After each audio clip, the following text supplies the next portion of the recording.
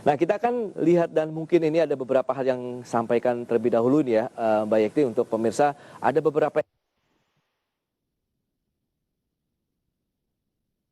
Halo Pak kita Pras, akan sampaikan suaranya. dulu ya. Yang Ya. pertama pemirsa, kita akan sampaikan dari laba bersih PT Itama Ranuraya Tbk dengan kode saham IRRA yang mengalami kenaikan 475% hingga bulan September 2020. Kemudian ada PT Indika Energi Tbk atau INDI yang menerbitkan surat utang global senilai 450 juta dolar Amerika dengan menawarkan tingkat suku bunga sekitar 8,25%, tenornya 5 tahun. Kemudian ada emiten lain, PT Buana Lintas Lautan Tbk dengan kode saham BULL akan melakukan private placement sebanyak-banyaknya 1,81 miliar saham baru dengan nilai nominalnya Rp100 dan juga asumsi harga pelaksanaan sekitar Rp400 per sahamnya. Kemudian kita lihat ada PT Perusahaan Gas Negara Tbk atau Pegas yang menggandeng JCCP untuk meningkatkan bisnis gas alam cair. Ya, kita akan fokus ke IRRA atau Itama Ranuraya Tbk, di mana kita tahu emiten update-nya laba bersihnya naik 475% hingga September kemarin. Kita lihat kinerja pada penutupan kemarin masih dalam posisi menguat 0,57%, sementara year to date-nya naik 35,3%.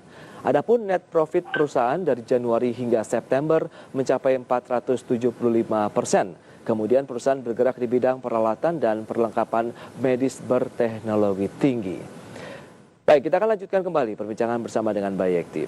Ya, Mbak Yekti, sedikit bagaimana Anda melihat apakah dengan kondisi seperti ini saham-saham yang sudah disampaikan tadi, emiten update itu bisa menjadi bagian dari investasi?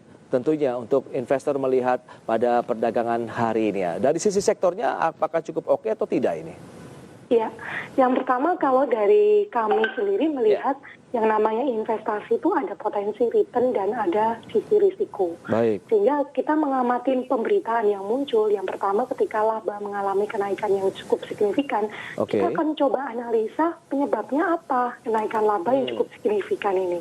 Dan ternyata kalau di emiten ini kita melihat adalah karena memang di industri kesehatan sendiri itu demand atau konsumsi untuk jarum suntik juga mengalami kenaikan. Dan Itama Raya sendiri juga punya segmen revenue dari penjualan alat atau mesin untuk lab ya, klinis, uji klinik terhadap COVID. Selain juga menambah beberapa mesin kesehatan lainnya lagi.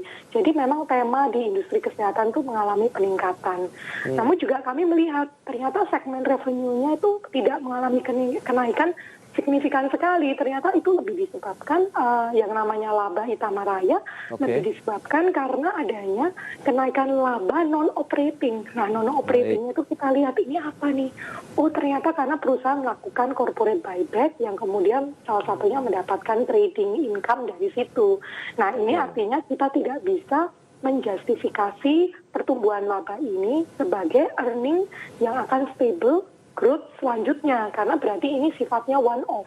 Jadi di kami aset manajemen kami akan melihat dulu kontribusi revenue, labanya dari mana, kemudian kita juga akan lihat berarti kalau memang non operating kita akan keluarkan dulu dari proyeksi kita gitu Pak, kira-kira. Jadi kita selalu lihat fundamentalnya dulu. Betul, yang perlu dicermati memang kondisi fundamentalnya dulu begitu ya Mbak Yekti, sampai melihat apakah memang wajar begitu kenaikan yang terjadi, kemudian apakah ini menjadi salah satu akhirnya acuan bagi para investor maupun trader untuk menyikapi apakah bisa kita mengambil posisi entry atau tidak nantinya untuk saham-saham seperti ini ya. Baik, Mbak Yekti, kita akan jeda dulu sebentar, nanti kita akan lebih lanjut begitu bahas di segmen berikutnya, dan pemirsa kami akan segera kembali usai pariwara berikut ini.